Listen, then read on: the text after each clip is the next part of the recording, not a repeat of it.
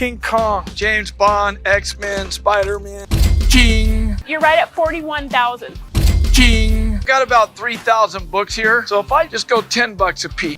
Ching. Lost in Space and Kiss toys, Disneyland toys. Ching.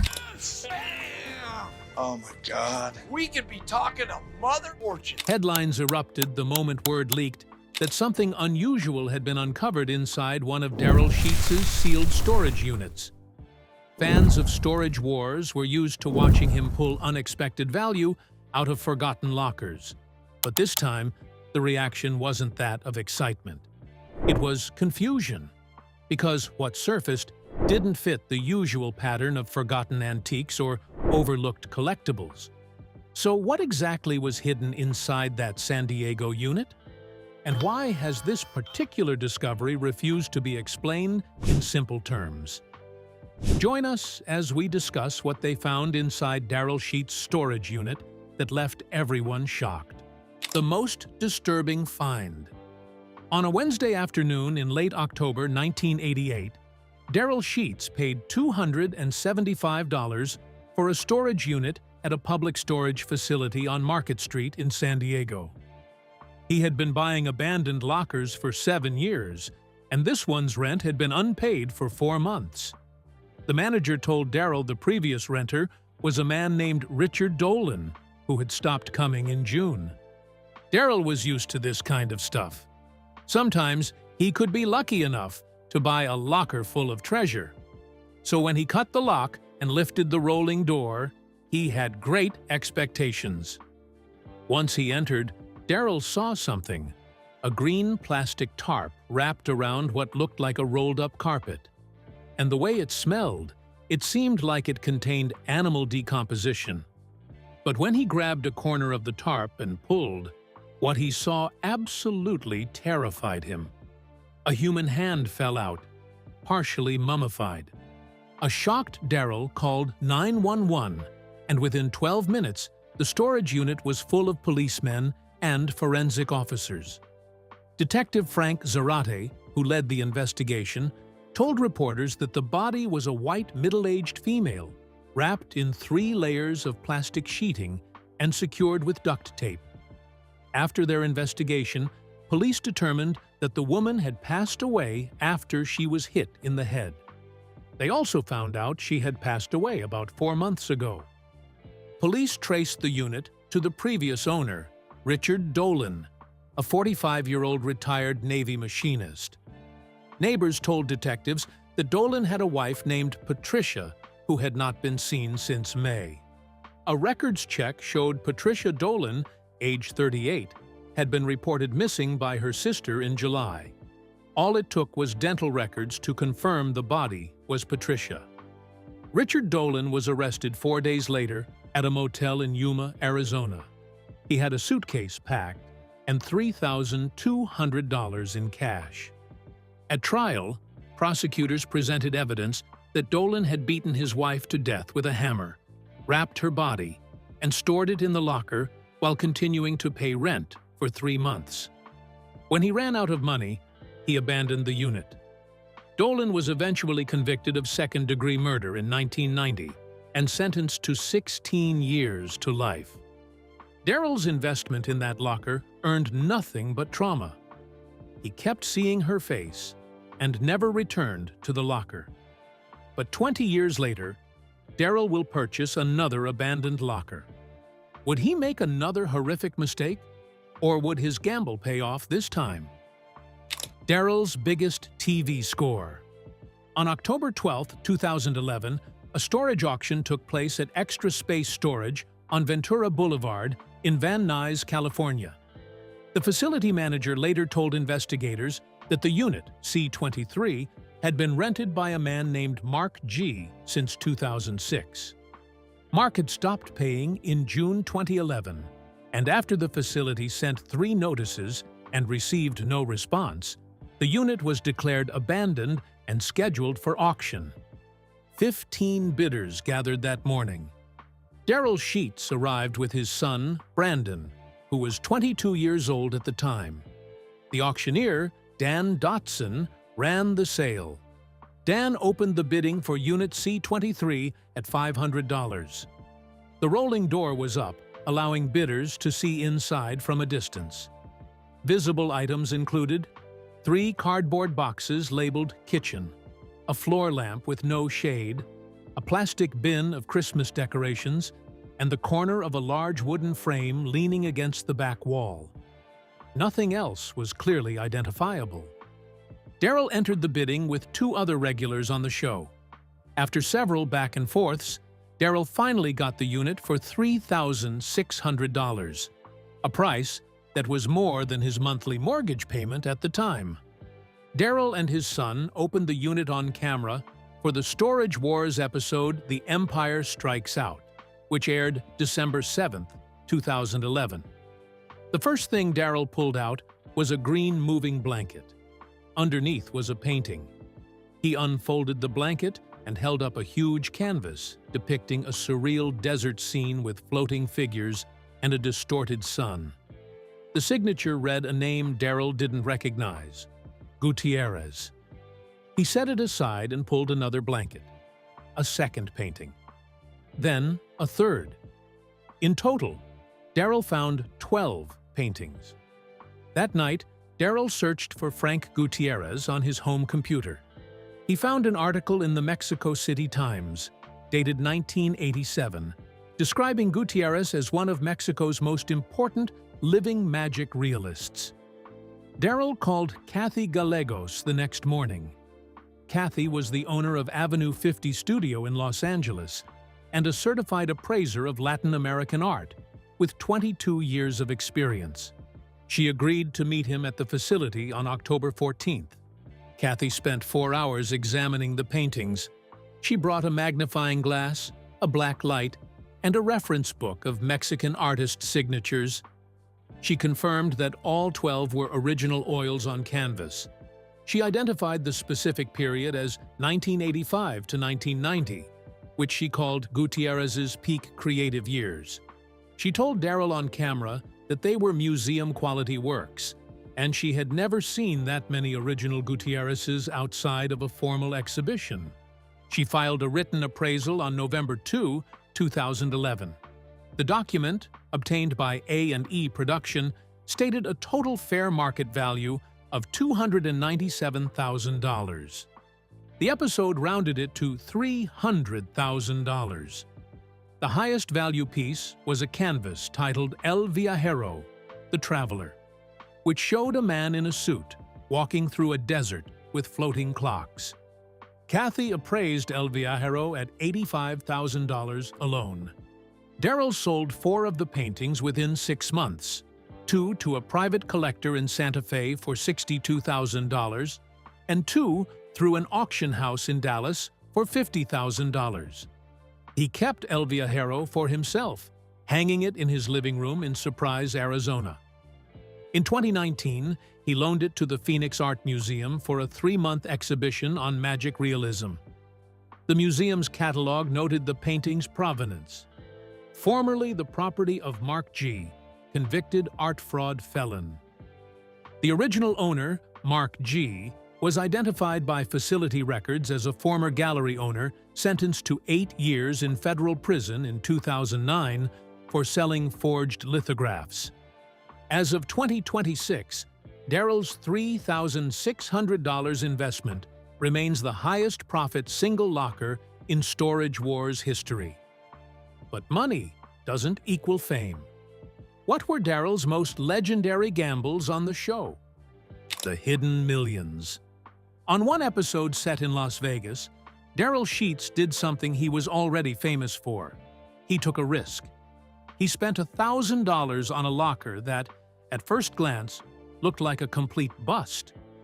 Inside, there was a widescreen TV, a bedroom set, and a mattress that he was relieved to find had no stains. But his luck changed when he picked up a small suitcase. He initially dismissed its contents as costume jewelry from a burlesque show. But when he looked at it closely in direct sunlight, where he could see the small, sparkling diamonds, his heart raced. By the time an appraisal was done, Daryl couldn't believe his luck. The suitcase contained a 14-karat solid gold and diamond bracelet worth $2,000 alone. There was also a genuine Tiffany & Coder necklace valued at $1,500. The total haul from that small suitcase was a shocking $17,000, turning his $1,000 gamble into a massive profit. But if jewelry provided quick cash, one of Daryl's finds in Season 5 provided nostalgic wealth. While filming an episode, Daryl bid approximately $15,000 on a large locker.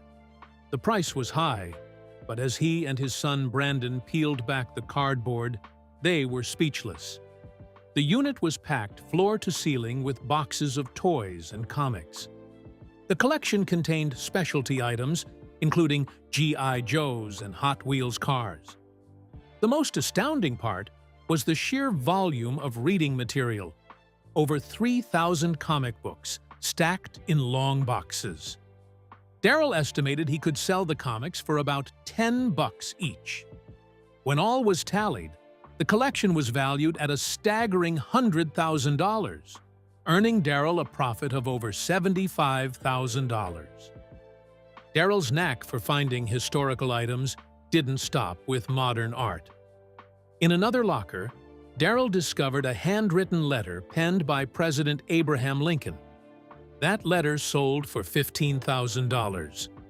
In addition to these, he also uncovered World War II memorabilia, rare movie posters, and specialized furniture by R&Y Augusti that he kept because it was so good.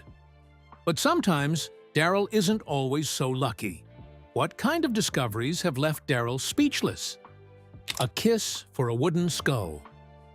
In 2012, Daryl bid on a unit at a storage facility in North Hollywood and ended up paying $1,150 for it. The locker appeared to contain old furniture and mildewed books.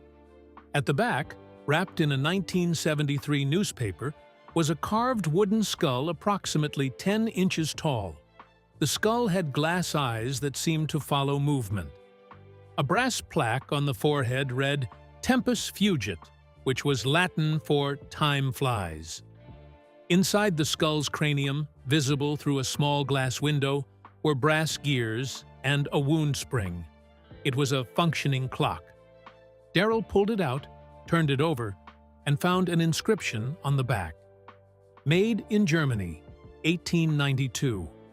He held it up to the camera, laughed nervously, and kissed the forehead. "It probably is looking back at me," he said. That clip became a fan favorite. Daryl later told the AV Club that the clock sat on his mantle for 2 years.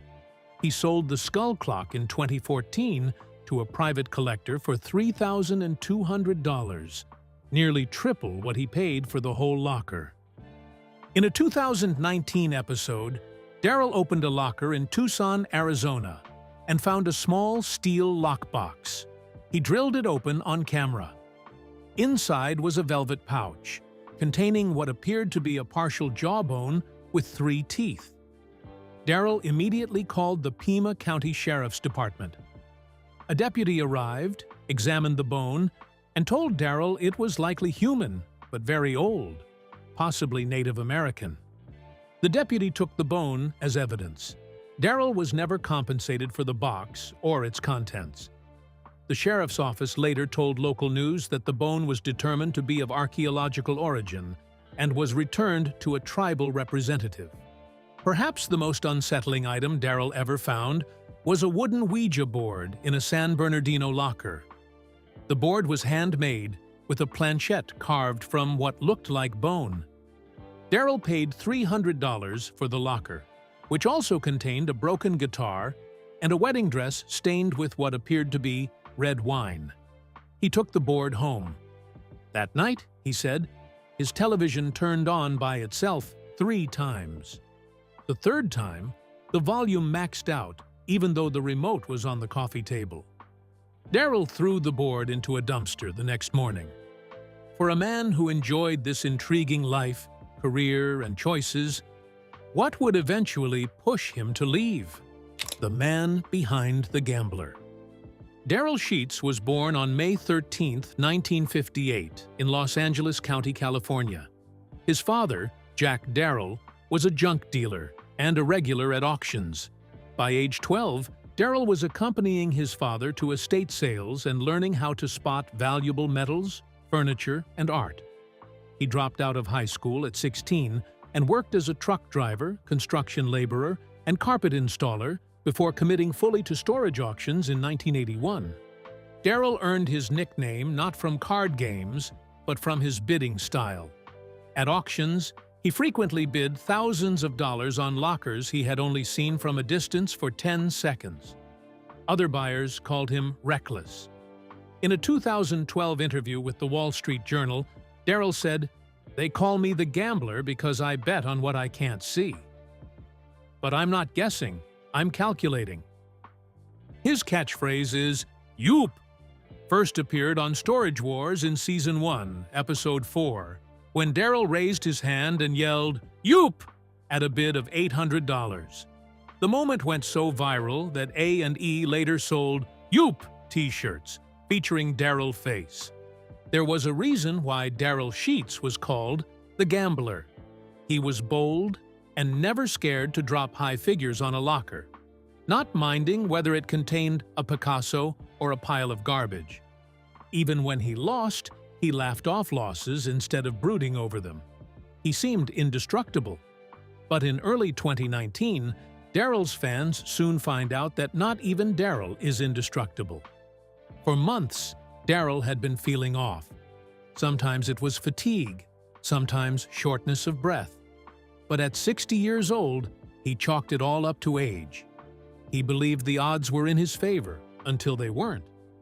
One day, his daughter, Tiffany Shane Darrell, walked into his life, half-conscious. He was rushed to the hospital, and within hours, doctors delivered the news. Darrell had suffered a mild heart attack, and it turned out that attack was the final warning sign his body could give him. The doctors revealed he had congestive heart failure. According to them, his heart could no longer pump blood effectively, and fluid was backing up into his lungs. The fluid in his lungs made every breath feel like a battle. The news came out slowly, and it was Darrell himself who informed his fans. He wrote, "Well, here we go. I wasn't going to say anything, but you all have been the greatest friends and fans. I've been very sick for 3 months, and 2 nights ago, I had a mild heart attack. Found out I have congestive heart failure and a serious issue going on in my lungs. All your prayers will be deeply appreciated." For weeks, there was silence. Rumors started spreading that he had passed away. A man in his 60s with heart failure and lung complications, the odds didn't look good. But Darrell wasn't ready to back out. Slowly, word began to come out that he was out of the ICU and walking again. He had survived. After the heart attack, Darrell reduced his auction appearances. He told A&E producers he could no longer lift heavy items or stand for long periods. His final full season was Season 14, which aired in 2022. He officially retired from storage auctions in January 2023. But only a few years after the world heaved a sigh of relief that Darrell came back alive, something worse lay in wait for him. A tragic end. The last time Darrell appeared in public was at the Tucson Gem and Mineral Show in February 2026. He had signed autographs for 3 hours and told them he was done with lockers. Whether he meant that or not, no one can ever know, because just 2 months later, Tiffany arrived at her father's house for a scheduled dinner, only to find him unconscious again. But this time, it wasn't a stroke. Darrell had taken his own life. When his autopsy report was released, it was obvious that Darrell was not under the influence of any drug or alcohol when he passed away. So what pushed him to that extreme? The truth is rather shocking. One day after Darrell's death, Storage Wars cast member Renee Nzota gave an interview to TMZ. Renee said, "He had a guy really tormenting him lately on cyberbullying. Cruel messages every day about his weight, his age, and his family." Daryl laughed it off on camera, but at night, alone in his house, it got to him. Renee did not name the individual but said Daryl had shown him hundreds of messages over the previous 3 months. The following day, the Maricopa County Sheriff's Office confirmed they were investigating the cyberbullying claims. Sergeant Monica Brettato told reporters that they had seized Mr. Darrell's cell phone and were reviewing his social media accounts for threatening or harassing communications. This is still an active investigation. The sheriff's office did not release the name of any suspect, citing the ongoing inquiry. As of April 28, 2026, the Maricopa County Sheriff's Office has not filed any charges related to cyberbullying. A spokesperson said the investigation could take several weeks. No public memorial service has been announced. Darrell's body was cremated on April 27th, and his ashes will be kept by his children. At the time of his death, Darrell's net worth, as reported by the Arizona Republic, shows $1.8 million in assets, including his home in Surprise, a 2018 Ford F-150, and a collection of artwork and antiques still awaiting appraisal. His primary income came from Storage Wars. A&E paid cast members between $15,000 and $25,000 per episode at the show's peak. Daryl appeared in 248 episodes over 14 seasons. His auction profits, including the $300,000 Gutierrez collection, accounted for the remainder. His estate remains in the custody of his daughter Tiffany, pending the resolution of his will. Which of Darrell's finds intrigued you the most? And do you think there were deeper struggles that pushed Daryl to end it all? Share your thoughts with us in the comments section. Remember to like, share, and subscribe for more. Also, click the next video showing on your screen. You will enjoy it.